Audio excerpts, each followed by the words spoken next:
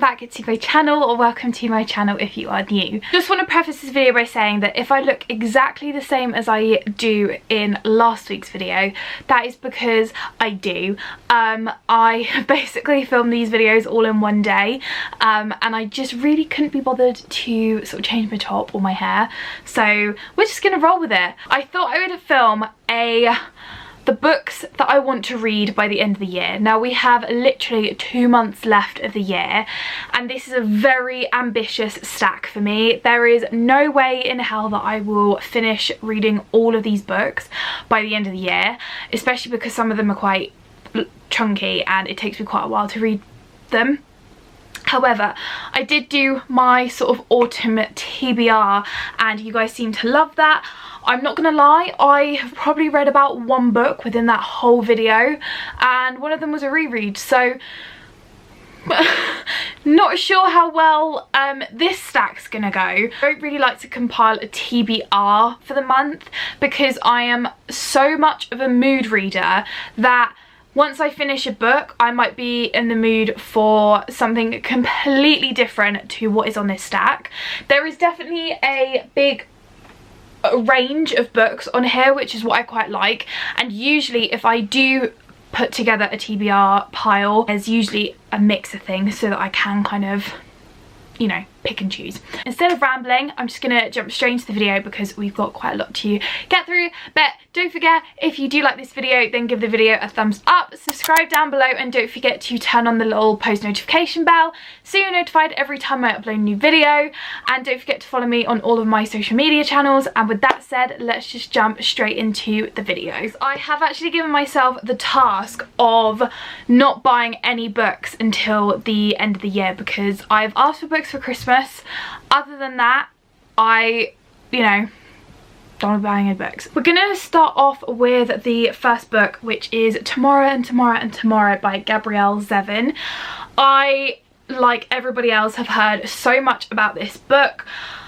I kind of sort of know what the book's about. I believe there's sort of a gaming kind of theme throughout it, and there is a romance plot in it as well, and I've just heard that people have said this is one of their absolute favourite reads. It's an extremely strong 5-star read for a lot of people, which is why I think I'm so scared to read it as well, because I always have this kind of fear that because a book has been so highly talked about and that so many readers have rated them really high ratings, and I find that I don't like them, I feel almost guilty not rating it what it should be rated.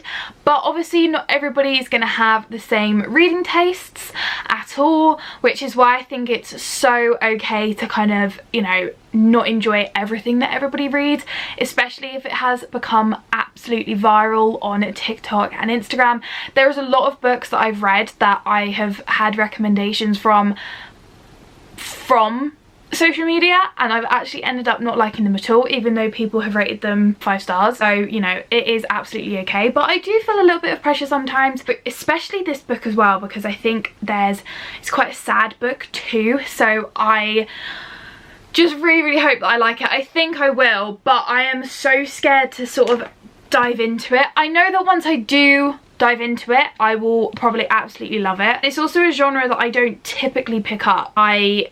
Yeah, we're not sure. This might even just be like a next year read, but I would like to try and get this book read by the end of the year. Next up, we have Influential by Amara Sage. Now, the reason why I would like to read this book is actually because she is attending YALC, which is the Young Adults Literature Convention in London, but I would like to read her book. I've never read anything written by Amara Sage, but I've had a lot of people talk about this book. This is actually about kind of about a girl who was born influential, and she has an internet famous mother who made sure that she was influential. And it kind of talks about, I think, the kind of the negative side of being on social media, and just out of interest I'd really like to see what an author's perspective of it is, so I'm very excited to read this. I also love the spine of this book. I think it's absolutely gorgeous. But yeah, once again, another very kind of different genre for me. I'm really trying to branch out. I think that's going to be one of my New Year's resolutions. Obviously, ideally, I'd like to meet her and get the book signed, which I think would be really, really cool. My friend has told me to read this book and I keep putting it off. And I've heard very, very good recommendations, reviews about this book. Apparently it is absolutely brilliant. It's a must read, and that is Lessons in Chemistry by Bonnie Garmus. I will read it, I promise. Whether that's this side of the year, I'm not sure. However, this is set in the 1960s. It says that she was forced to resign. She reluctantly signs on as the host of a cooking show, Supper at 6.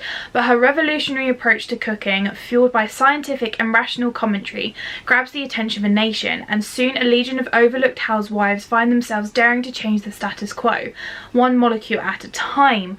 Oh, I see.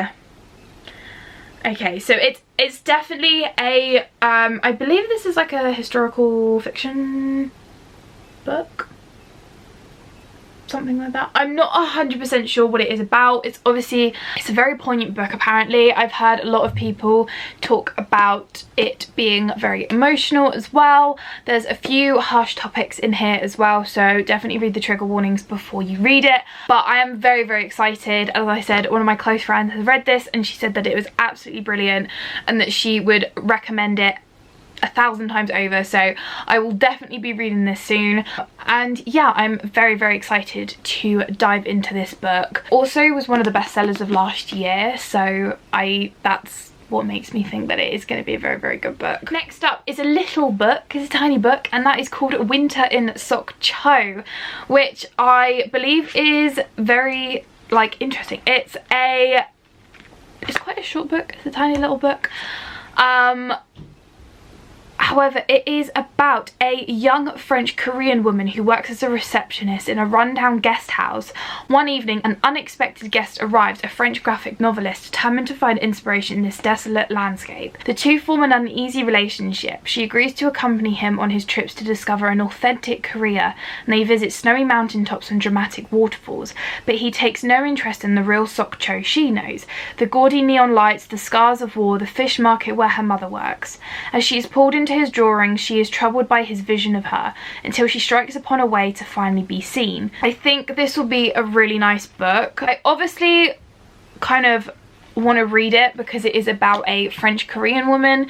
Obviously, I'm French, so I'd like to kind of see that perspective written in a book. And it was actually Owen who picked this out for me in the bookshop. He just saw it. He's kind of very obsessed with the sort of Japanese Korean kind of vibe, and he picked this out and he's like, that sounds good, so read it. I have had this sitting on my shelf for quite a while, so I will definitely pick this up and read it. It's definitely a short read, so I feel like it could be a good sort of break in between some books, which I very much like. It would not be me if I did not mention an Agatha Christie along the way. I am dying to read 450 from Paddington. I'm kind of making it my mission to try and collect as many of these precious hardbacks as possible. I do have a few paperbacks that are up on this shelf, but I saw this in Waterstones, I think. I'm very, very excited to read this. I have no idea what this one is about, but I mean, if it's an Agatha Christie, it's obviously going to be good. But yeah, I'm very excited to read it. I don't really have much more to say about this, other than I do try and read an Agatha Christie definitely sort of towards the end of the year, around the Christmas period. I always find that her books are very atmospheric. I will obviously be rereading Murder on the Orient Express. That's a given. I read it every Christmas, but this one I'd like to add on to as well. So I'm very much looking forward to reading this one too. Next up, I'm actually really excited to read this. So when I first started getting into reading, I was really enjoying reading all of the sort of historical fiction. I was reading like The Tattooist of Auschwitz, Silka's Journey, anything written by Heather Morris. I love, she's one of my favourite authors as well. I think that she depicts history in an incredible way, and in extremely like moving ways as well. So I wanted to kind of read a lot more about it. Bearing in mind I've had this book on my shelf since I was 18. I got this on my 18th birthday. I'm now 21. Yeah, I probably should have read this sooner. However, I've seen it circulating a lot on sort of social media again, and so many people have said that it is an incredible read. It's a must read, and that is All the Light We Cannot See by Anthony Doerr. I believe that is how you pronounce his name. For Marie Law, I believe that's how you pronounce it. Blind since the age of 6, the world is full of mazes. The miniature of a Paris neighbourhood made by her father to teach her the way home. The microscopic layers within the invaluable diamond that her father guards in the Museum of Natural History. The walled city by the sea where father and daughter take refuge when the Nazis invade Paris. And a future which draws her even closer to Werner, is it German? I presume it's Werner. A German orphan destined to labour in the mines till a broken radio fills his life with possibility, brings him to the notice of the Hitler Youth.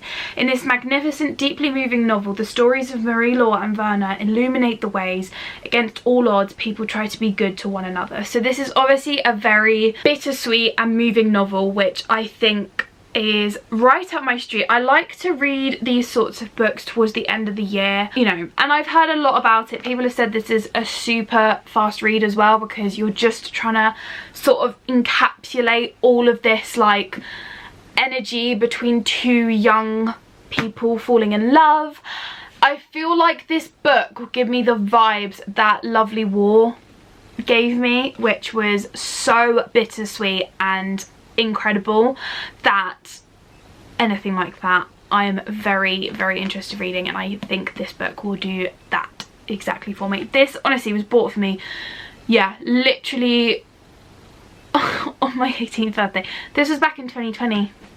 My mum wrote me like a little note for my birthday on the inside of the cover. I always get, if people ever buy me books, because I find it so sentimental, I always get them to write me a little note and the date that they bought it. It's probably to no surprise that Daisy Haites and Magnolia Park's The Long Way Home, this is obviously Daisy Haites' The Great Undoing, are on my TBR before the end of the year. The only concern I have is honestly how big this book is. Like, don't get me wrong, I'm very excited to read it, but this book alone would probably take me weeks to finish.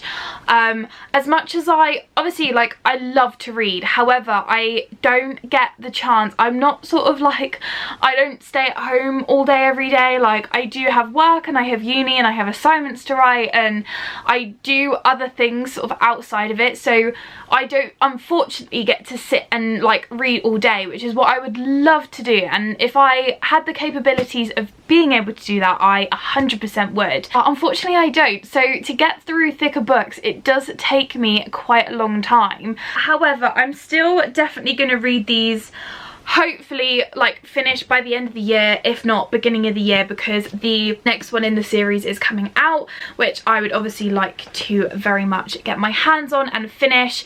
I will definitely be collecting the original covers. I do actually have the other covers for the first two books, and I will probably get the other covers as well. It's just, I love these books so much. I just think the artwork on them, like, is just incredible. It's so beautiful.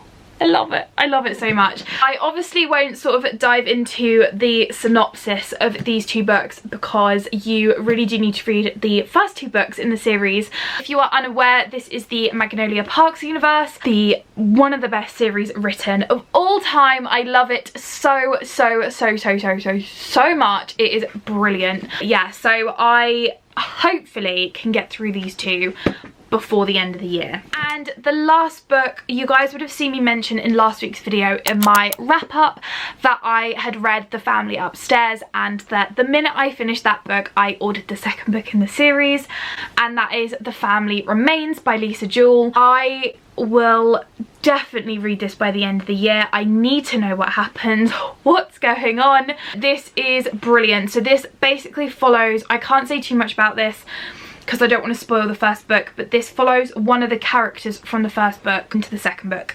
Follow a detective in this one, but it links to the house that is mentioned in the first book. I'm very, very excited to read this. It's one of those books, these are the books that I would definitely pick up if you're ever in a reading slump, that you just want a sort of fast-paced, atmospheric read. These are perfect.